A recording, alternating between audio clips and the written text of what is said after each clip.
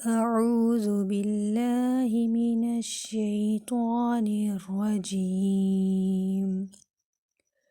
بسم الله الرحمن الرحيم. ليس عليكم جناح أن تبتغوا فضلا من ربكم، فإذا أفضتم من عرفات فاذكروا الله عند المشعر الحرام، واذكروه كما هداكم وإن كنتم من قبله لمن الضالين. ثم أفيضوا من حيث أفاض الناس واستغفروا الله، إن الله غفور رحيم. فإذا قضيتم مناسككم فاذكروا الله كذكركم آباءكم أو أشد ذكرا. فمن الناس من يقول ربنا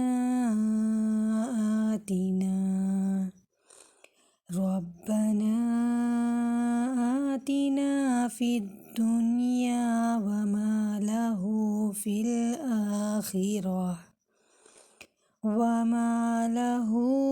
الآخرة من خلاق. ومنهم من يقول ربنا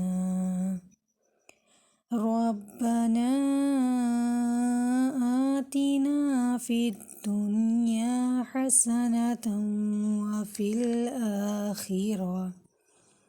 وفي الآخرة حسنة وقنا عذاب النار. أولئك لهم نصيب مما كسبوا والله سريع الحساب.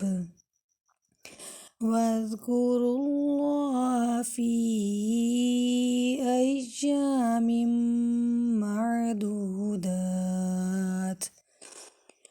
فمن تعجل في يومين فلا إثم عليه، ومن تأخر فلا إثم عليه لمن اتقى. واتقوا الله واعلموا أنكم إليه تحشرون. نحمده ونصلي على رسوله الكريم، أما بعد، فأعوذ بالله من الشيطان الرجيم. بسم الله الرحمن الرحيم. رب اشرح لي صدري ويسر لي أمري واحلل عقدة من لساني يفقه قولي. رب زدني علما. اللهم فقهنا في الدين. السلام علیکم ورحمۃ اللہ وبرکاتہ۔ سورۃ البقرہ آیت نمبر 198 to 203۔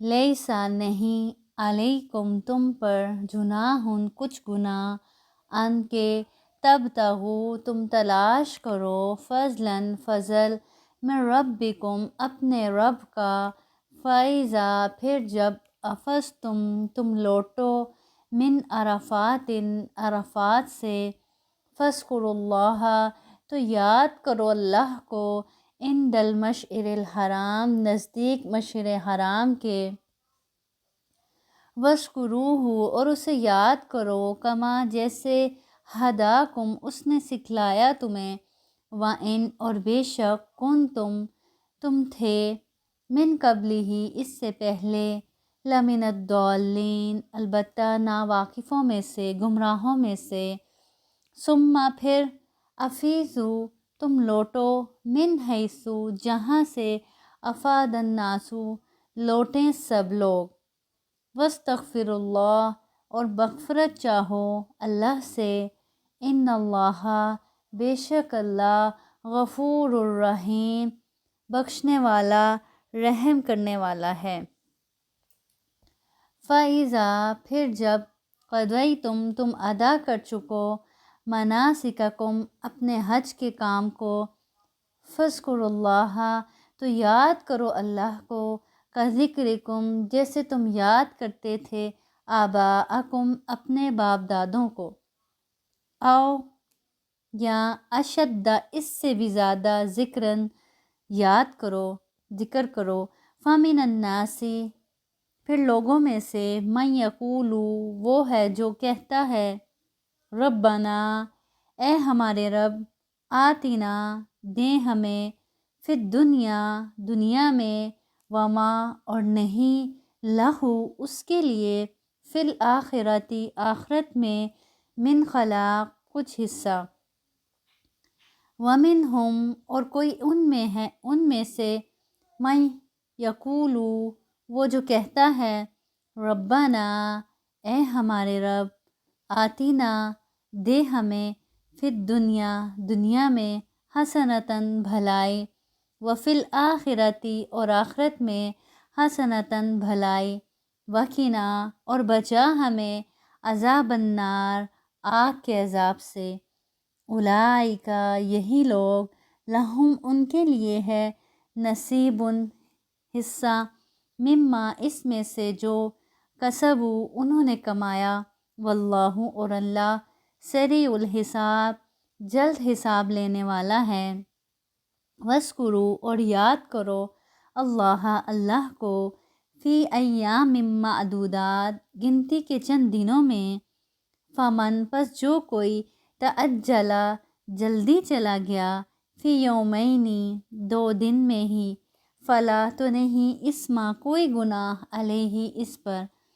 ومن اور جس نے، تأخر تاخیر کی، فلا تو نہیں، اسما کچھ گناہ، علیہ اس پر بھی، لمن اتقی اس کے لیے جو ڈرتا ہے، واتقوا اللہ اور تم ڈرو اللہ سے، واعلموا اور جان لو، انکم بے شک تم سب، الیہ اسی کی طرف، تحشرون جمع کیے جاؤ گے۔ تفسیر آیت نمبر 198۔ لیس علیکم جناح ان تبتغوا فضلا من ربکم فاذا افضتم من عرفات فاذکروا اللہ عند المشعر الحرام واذکروہ کما ہداکم وان کنتم من قبلہ لمن الضالین۔ تم پر اپنے رب کا فضل تلاش کرنے میں کوئی گناہ نہیں، جب تم عرفات سے لوٹو تو مشعر حرام کے پاس ذکر الہی کرو اور اس کا ذکر کرو جیسے کہ اس نے تمہیں ہدایت دی، حالانکہ تم اس سے پہلے راہ بھولے ہوئے تھے۔ اب جیسے کہ ہم جانتے ہیں کہ لاسٹ لیسن میں بھی ہم نے کیا پڑھا، حج کا پڑھا، اب یہ وہی ٹاپک چل رہا ہے۔ اب اس سے پہلے والی آیت میں بھی تقویٰ کی بات کی جا رہی تھی کہ حج کے دوران ہر معاملے میں تقویٰ اختیار کیا جائے، اللہ کا ڈر اختیار کیا جائے۔ اب لوگوں کے ذہن میں آیا کہ بھئی تقویٰ اختیار کرنا ہے، اللہ کا ڈر اختیار کرنا ہے، بچ کر چلنا ہے، تو شاید حج کے دوران تجارت بھی منع ہے۔ تو اس پر اللہ رب العزت نے واضح کر دیا کہ تم پر اپنے رب کا فضل تلاش کرنا، یہاں فضل سے مراد کیا ہے، رزق ہے، یعنی تم پر اپنے رب کا فضل تلاش کرنے میں کوئی گناہ نہیں، یعنی حج کے دوران اگر تم تجارت ساتھ میں کرنا چاہو تو کر سکتے ہو، اس میں کوئی گناہ نہیں۔ اب دیکھیں یہاں رزق کو کیا کہا گیا ہے؟ فضل کہا گیا ہے کہ تم اپنی کوشش کے باوجود، اب تمہاری محنت کے باوجود یہ تم پر تمہارے رب کا فضل ہی ہے، وہ تمہاری محنت کا نتیجہ نہیں ہے، تو اس کو ہمیشہ اپنے رب کا فضل ہی سمجھو۔ سیدنا عبداللہ بن عباس رضی اللہ عنہما سے روایت ہے کہ عکاظ، مجنہ اور ذوالمجاز زمانہ جاہلیت کے بازار تھے۔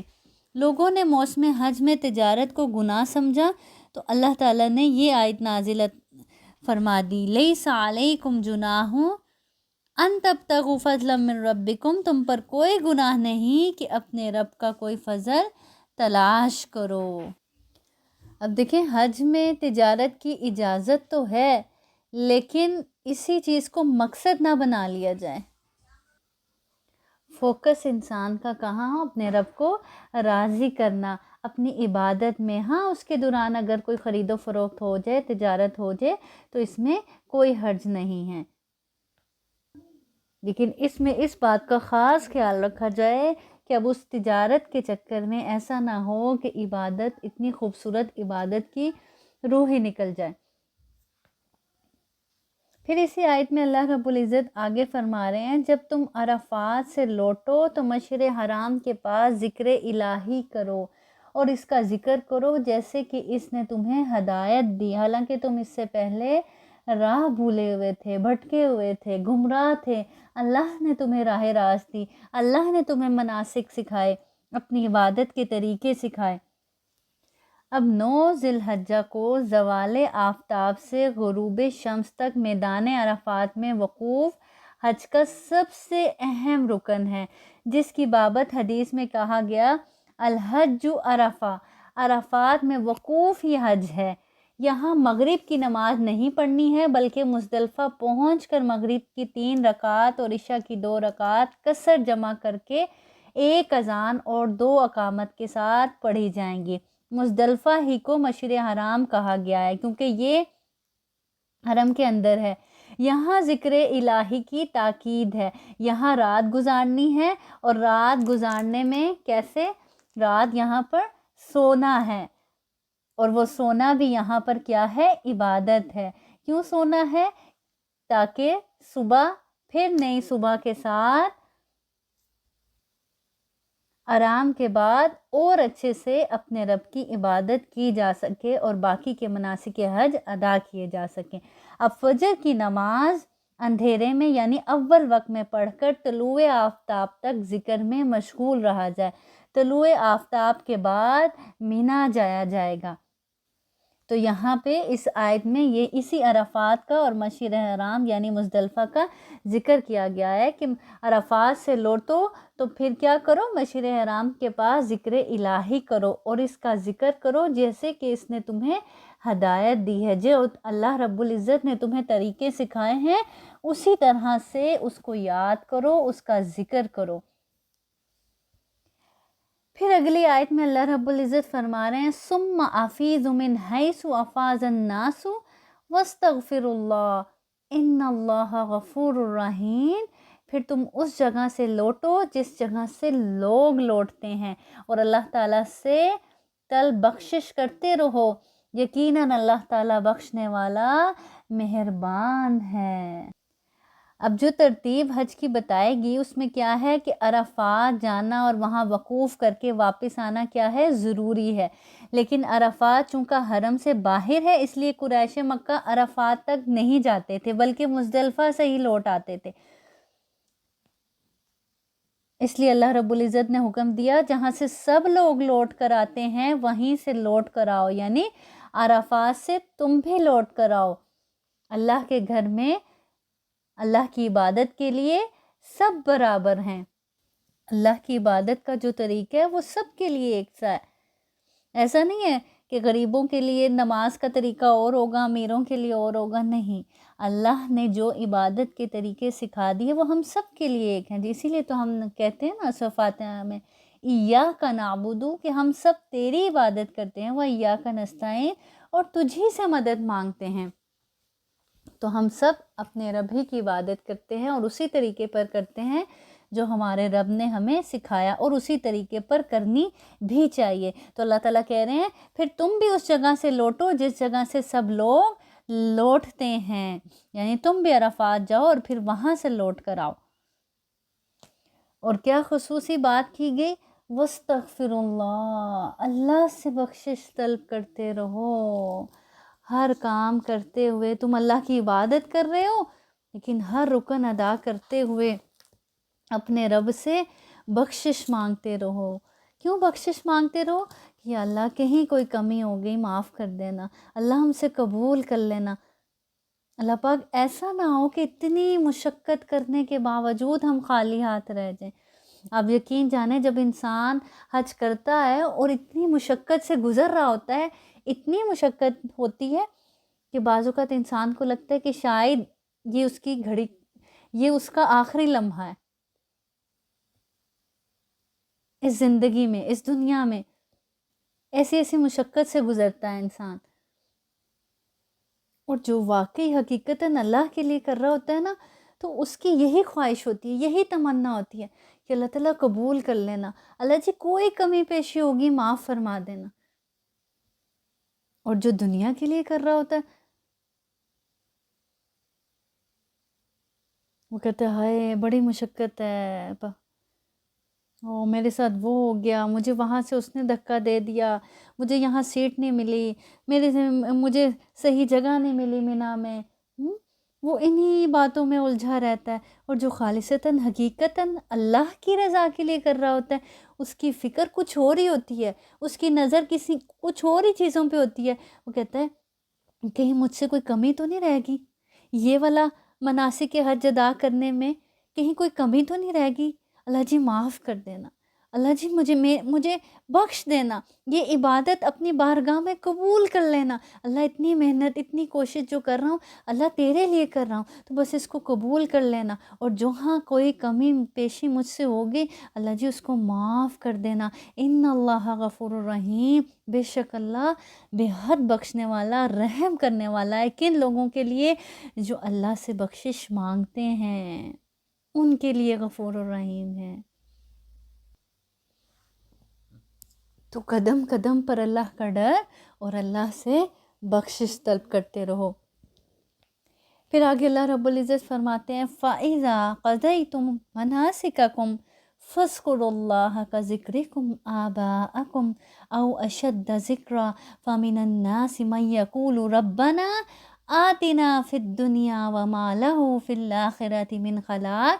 پھر جب تم ارکان حج ادا کر چکو تو اللہ تعالیٰ کا ذکر کرو، اور زیادہ اپنے رب کو یاد کرو، جس طرح تم اپنے باپ داداؤں کا ذکر کیا کرتے تھے، بلکہ اس سے بھی زیادہ بعض لوگ وہ بھی ہیں جو کہتے ہیں اے ہمارے رب ہمیں دنیا دے، ایسے لوگوں کا آخرت میں کوئی حصہ نہیں۔ اب عرب کے لوگ کیا کیا کرتے تھے کہ حج سے فراغت کے بعد مینا میں میلہ لگاتے اور آباء و اجداد کے کارناموں کا ذکر کرتے اور پھر ان پر فخر کرتے۔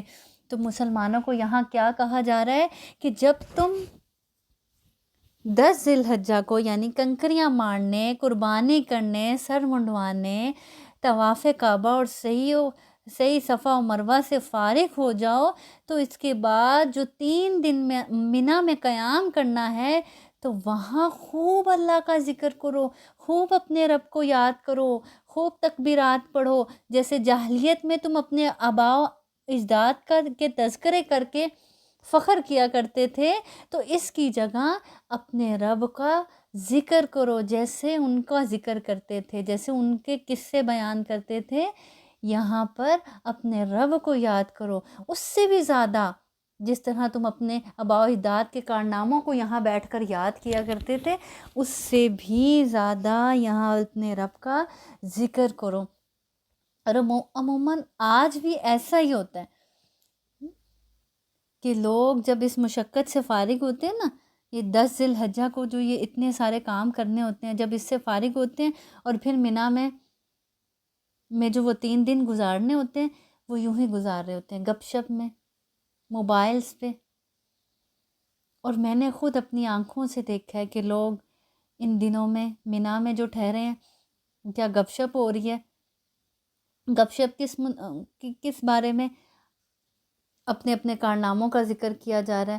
ہاں میں نے ایسے ہجر اسود کو چھوا، میں نے ایسے یہ کیا، میں نے ویسے وہ کیا، ہمارے آباء و اجداد پچھلے سال آئے تھے، انہوں نے یہ کیا، ان کو یہ سہولیات ملی ہوئی تھی، ہمیں ایسے نہیں ملا، ہمیں ویسے نہیں ملا. ان چیزوں پر تبصرے ہو رہے ہوتے ہیں. اور کچھ لوگوں کو دیکھا کہ وہ باقاعدہ طور پر موبائل یوز کر رہے ہیں، فیس بک یوز کر رہے ہیں، کچھ ڈرامے دیکھ رہے ہیں. تو یہ سب کیا ہے؟ آپ کو آپ کے رب نے بلایا، آپ اللہ کے مہمان ہیں. اتنی بڑی سعادت آپ کو بخشی کہ اللہ نے اپنا مہمان بنایا، اپنے گھر بلایا، اور حج جیسی خوبصورت عبادت ادا کرنے کی توفیق عطا فرمائی. اور ہم وہاں جا کے کیا کریں؟ اور جو کوئی حج اس طرح سے کرتا ہے، جیسے حدیث میں ہم نے پڑھا کہ نہ اس میں جھگڑا کرتا ہے، نہ فساد کرتا ہے، نہ کوئی گناہ کا کام کرتا ہے، تو وہ ایسے ہے گویا حج کے بعد ایسے پاک و صاف ہو گیا جیسے ابھی اس کی ماں نے اس کو جنم دیا ہے. اور ہم اگلے ہی لمحے، ابھی حج مکمل بھی نہیں ہوا اور ساتھ ہی نافرمانیوں میں پڑ جائیں. تو اب کیا کہا جا رہا ہے کہ اب جب ان چیزوں سے فارغ ہو جاؤ تو مینا میں کیا کرو؟ اپنے کارناموں کا ذکر نہ کرو، اپنے آباء و اجداد کے کارناموں کا تذکرہ نہ کرو، ان پر فخر نہ کرو، بلکہ کس کی بڑائی بیان کرو؟ نہ اپنی بڑائی بیان کرو، نہ اپنے آباء و اجداد کی بڑائی بیان کرو، نہ ان کے قصے بیان کرو. تم اپنے رب کے قصے بیان کرو، تم اپنے رب کا ذکر کرو، تم اپنے رب کو یاد کرو، اس کی بڑائی بیان کرو، اس کا شکر ادا کرو کہ اس نے تمہیں اتنی بڑی دولت سے نوازا، اتنی بڑی سعادت سے نوازا. پھر اللہ تعالیٰ فرما رہے ہیں لوگوں میں سے تو کچھ لوگ جو ہیں وہ کیا کرتے ہیں؟ مَن یقول ربنا آتنا فی الدنیا. یہاں بھی اللہ کے گھر آگے بھی صرف کیا کرتے ہیں؟ دنیا ہی مانگتے ہیں اپنے لیے. دعا دراصل ہمارے دل کے جذبات کا اظہار ہوتی ہے. جو دل میں ہوتا ہے نا وہی دعاؤں میں ہوتا ہے، وہی ہم مانگتے ہیں اپنے رب سے. تو ہم بھی اپنی دعاؤں کا جائزہ لیں، ہم آخر مانگتے کیا اللہ سے؟ ہر وقت کیا مانگتے ہیں؟ تو اللہ تعالیٰ یہاں ذکر کر رہے ہیں کہ کچھ لوگ تو ایسے ہیں جو وہاں بھی کیا صرف دنیا ہی مانگ آتے ہیں. اور جس نے دنیا مانگ لی وَمَا لَهُ فِي الْآخِرَةِ مِنْ خَلَاقٍ، اللہ تعالیٰ کہہ رہے ہیں اس کا پھر آخرت میں تو کوئی حصہ ہی نہیں ہے. وَمِنْهُمْ، اور سب ایسے ہی نہیں. اللہ تعالیٰ کہہ رہے ہیں وَمِنْهُمْ مَنْ يَقُولُ رَبَّنَا آتِنَا فِي الدُّنْيَا حَسَنَةً وَفِي الْآخِرَةِ حَسَنَةً وَقِنَا عَذَابَ النَّارِ. اور بعض لوگ خوش قسمت ایسے ہیں کہ وہ کیا کرتے ہیں؟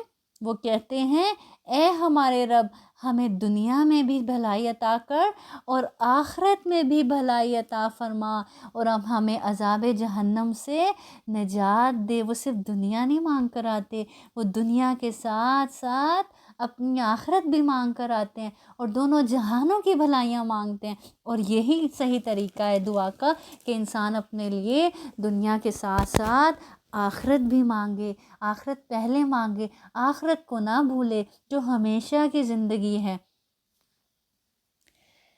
سیدنا انس رضی اللہ عنہ بیان کرتے ہیں کہ رسول صلی اللہ علیہ وسلم نے ایک مسلمان کی عیادت فرمائی جو پرندے کے ننھے بچے کی طرح ہڈیوں کا ڈھانچہ ہو گیا تھا. آپ صلی اللہ علیہ وسلم نے اس سے پوچھا کہ تم اللہ سے کوئی دعا کیا کرتے تھے یا سوال کرتے تھے؟ اس نے جواب دیا ہاں میں یہ دعا کیا کرتا تھا، اے اللہ تو انہیں مجھے جو آخرت میں سزا دینی ہے وہ دنیا ہی میں دے دے. یہ سن کر رسول صلی اللہ علیہ وسلم نے فرمایا سبحان اللہ، تمہیں اس کی استطاعت و طاقت کہاں ہے ہم میں طاقت کہ ہم دنیا میں بھی اللہ کے عذاب کو سہ سکیں؟ نہیں ہے نا. تم نے یہ، آپ سے نے اس کو فرمایا تم نے یہ دعا کیوں نہ کی؟ اللہم ربنا آتنا فی الدنیا حسنۃ وفی الآخرۃ حسنۃ وقنا عذاب النار۔ اے اللہ، اے ہمارے رب، ہمیں دنیا میں بھی خیر و بھلائی عطا فرما اور آخرت میں بھی خیر و بھلائی عطا فرما، اور ہمیں آپ کے عذاب سے محفوظ رکھ۔ آپ سے ہم نے اس کے لیے اللہ تعالیٰ سے دعا کی تو اللہ تعالیٰ نے اسے شفا عطا فرما دی۔ تو اپنے لیے دعائیں بھی سوچ سمجھ کے مانگنی چاہیے۔ ہم نہ دنیا میں اللہ کے عذاب کو سہ سکتے ہیں، نہ آخرت میں۔ ہم کمزور ہیں، ہم میں اتنی سکت نہیں ہے، ہم میں اتنی طاقت نہیں ہے، اس لیے اللہ تعالیٰ سے دنیا میں بھی عافیت مانگنی چاہیے اور آخرت میں بھی، اور اپنے گناہوں کی بخشش مانگنی چاہیے کہ اللہ ہم گناہ گار ہیں، ہم سے غلطیاں ہو جاتی ہیں، ہم نادان ہیں، ہم کر جاتے ہیں گناہ، اللہ تو بخشنے والا ہے، تو ہمیں معاف فرما دے، تو نہ ہماری اس دنیا میں پکڑ کرنا اور نہ آخرت میں، اللہ تو ہمیں معاف فرما دینا، ہماری غلطیوں کوتاہیوں سے درگزر فرما دینا اور ہمیں ہدایت کی توفیق عطا فرما دینا۔ تو اللہ رب العزت سے دونوں جہانوں کی بھلائیاں مانگنی چاہیے، دونوں جہانوں کی عافیت طلب کرنی چاہیے۔ تو آج ہم نے خصوصی طور پر اپنی دعاؤں کا جائزہ لینا ہے کہ ہم اپنے رب سے مانگتے کیا کیا ہیں۔ کہیں ہم بھی تو ان لوگوں میں سے تو نہیں کہ جو صرف اپنے لیے دنیا ہی مانگ لیتے ہیں۔ تو آج جائزہ لینا ہے کہ کتنی % دعائیں ہماری آخرت کے لیے ہوتی ہیں اور کتنی % دعائیں ہماری دنیا کے لیے ہوتی ہیں، کتنا ہم دنیا کو مانگنے میں روتے ہیں اور کتنا ہاتھ اٹھا کر آخرت کو مانگنے میں روتے ہیں۔ تو جس چیز کی طلب زیادہ ہوگی وہی چیز مل جائے گی۔ پھر آگے اللہ رب العزت فرما رہے ہیں اولئک لہم نصیب مما کسبوا واللہ سریع الحساب۔ یہ وہ لوگ ہیں جن کے لیے ان کے اعمال کا حصہ ہے اور اللہ تعالیٰ جلد حساب لینے والے ہیں۔ پھر آگے فرماتے ہیں وَاذْكُرُوا اللَّهَ فِي ایام معدودات فمن تعجل فی یومین فلا اسم علیہ ومن تأخر فلا اسم علیہ لمن اتقى واتقوا اللہ واعلموا انکم الیہ تحشرون۔ اور اللہ تعالیٰ کی یاد ان گنتی کے چند دنوں میں کرو۔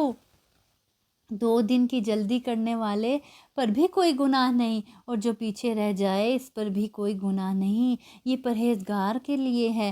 اور اللہ تعالیٰ سے ڈرتے رہو اور جان رکھو کہ تم سب اسی کی طرف جمع کیے جاؤ گے۔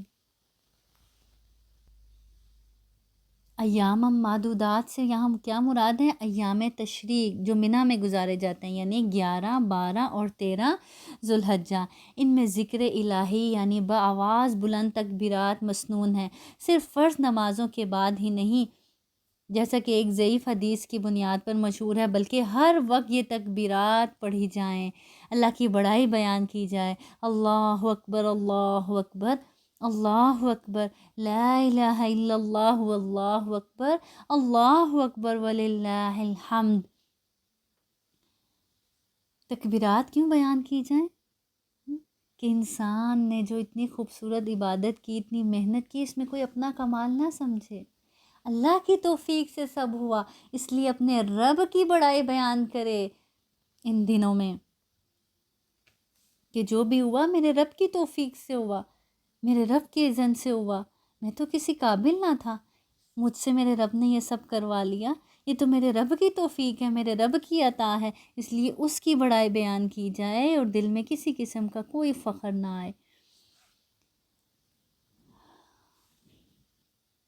اب اس آیت میں ذکر کیا جا رہا ہے 2 دن کی جلدی کرنے والے پر بھی گناہ نہیں اور جو پیچھے رہ جائیں اس پر بھی کوئی گناہ نہیں، یعنی جو 3 دن پورے منی میں گزارے اس پر بھی کوئی گناہ نہیں، بلکہ 3 دن گزارنا کیا ہے؟ افضل ہے، اور جو 2 دن گزارے تو اس پر بھی کوئی گناہ نہیں۔ رمی یعنی جمرات کو کنکریاں مارنا 3 دن افضل ہیں، لیکن اگر کوئی 2 دن 11، 12 ذوالحجہ کو کنکریاں مار کر منی سے واپس آ جائے تو اس کی بھی اجازت ہے۔ اور آخر میں دیکھیں پھر پرہیزگاری کی بات کی جا رہی ہے کہ یہ پرہیزگار کے لیے ہے، اور اللہ سے ڈرتے رہو اور جان رکھو کہ تم سب اسی کی طرف جمع کیے جاؤ گے، یعنی جو 3 دن پورے کرے تو یہ پرہیزگار کے لیے ہے، جو اللہ سے زیادہ ڈرنے والا ہے، جس کو اپنے رب سے زیادہ محبت ہے، وہ 3 دن پورے کرے گا، اور 3 دن کیا ہے؟ افضل ہے۔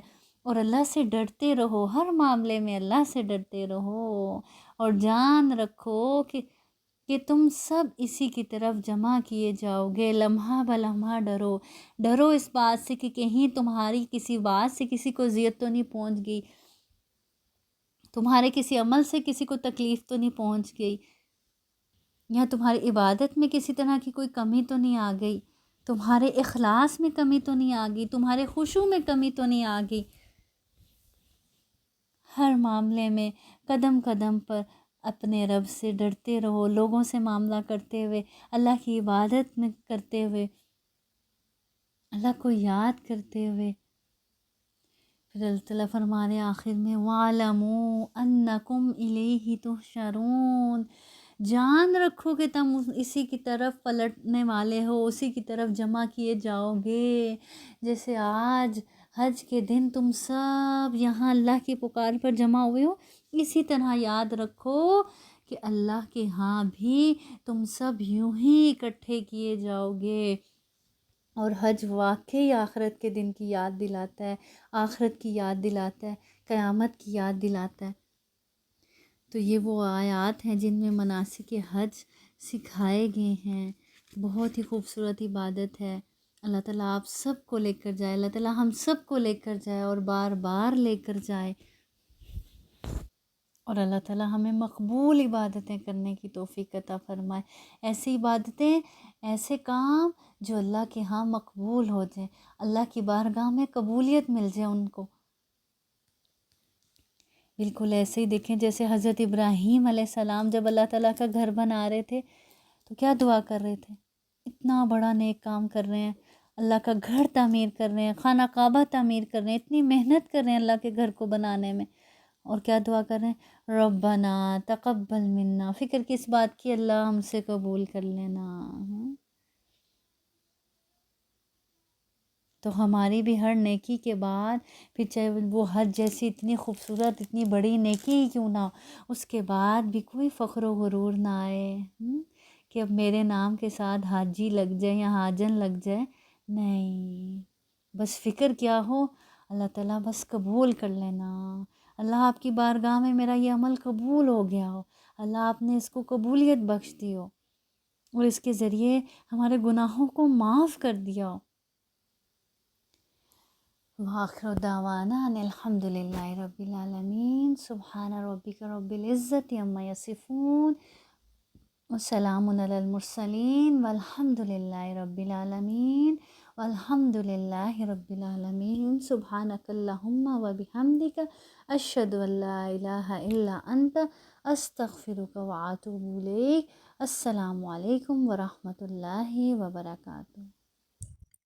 أعوذ بالله من الشيطان الرجيم. بسم الله الرحمن الرحيم. ليس عليكم جناح أن تبتغوا فضلا من ربكم، فإذا أفضتم من عرفات فاذكروا الله عند المشعر الحرام، واذكروه كما هداكم وإن كنتم من قبله لمن الضالين. ثم أفيضوا من حيث أفاض الناس واستغفروا الله، إن الله غفور رحيم. فإذا قضيتم مناسككم فاذكروا الله كذكركم كذكركم آباءكم أو أشد ذكرا فمن الناس من يقول ربنا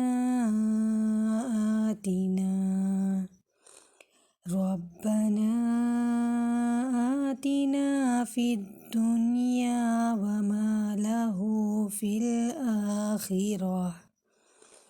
وما له في الآخرة من خلاق ومنهم من يقول ربنا